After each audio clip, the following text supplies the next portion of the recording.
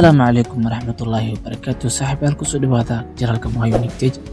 Fadlan haddii aad nagu cusub tahay subscribe inoo saar muuqaalkan like saar sidoo kale haddii aad bartayna Facebook Moha Unique daawanaysid follow noo soo dheh muuqaalkan like saar aad iyo aad baad u mahadsan tahay. Aqawa waa qowmiyad laga tir badan yahay oo ku nool dhulka fog ee buuraha dhaadheer ee Laos, Shiinaha, Thailand iyo Myanmar.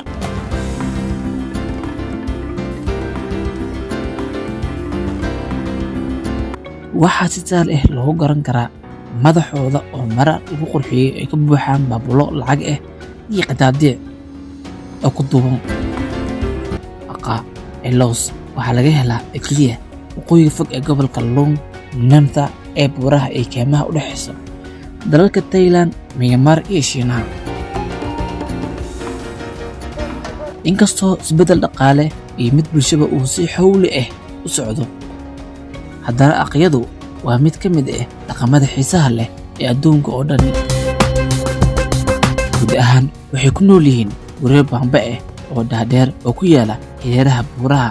aqalada waxaa loo qaybiyey lab iyo dhidig, iyadoo bad ay degan yihiin dumar, barka kalena ay isticmaalaan ragga. ragga aqa waa beeraley qabiire ah iyo ugaarsatada, halka dumarkooda ay aad u yaqaanaan tulida dharka. dhabahantii habeenka aqa waa mid ka mid ah kooxaha tirada yar ee Laos, kuwaas oo sii waday inay ka fogaadaan dharka casriga ah ayagoo oo dirbiday inay sii wadaan dharka dhaqankooda. dharkaas oo ka kooban maro madaxeeda gaar ah, goono gaaban oo madow iyo jaakad madow iyo midab dhalaalayo. inta badan walxaha dharka ayaa lagu qurxiyey kubad qaliin ah, badhamada iyo qadaadicad, dhammaantood lagu qurxiyey duni midab leh. si cajiib ah habeenka aqa weligood ma saaran marada madaxooda ugu duuban. dhabahantii waxay ku seexdaan ay ku dabooli yihiin maro fudud si ay u ilaaliyaan. dhaqamada cajiibka waxaa ka mid ah dadweyga aqa ma ogola mataano. haddii ay haweeneydu dhasho mataano waa la dili jiray, iyadoo ay ninkeeda tuulida ayaa laga saari jiray.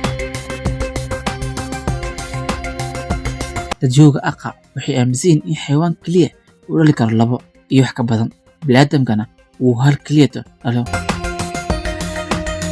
marka sidaas darteed hadduu qofka u dhalo mataano waxay u arki jireen inay mucjiso tahay, inay caro ilaahay tahay, cuqubo tahay, iska fogeyn jireen qofka camal.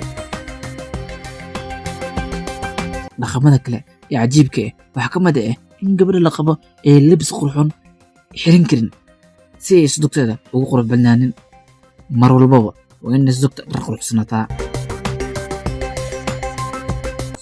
sodogta iyo sodoga way isla seexanayeen, balse gabadha la qabo waxay seexanaysa jikada mise kitchenka cuntada lagu kariyo.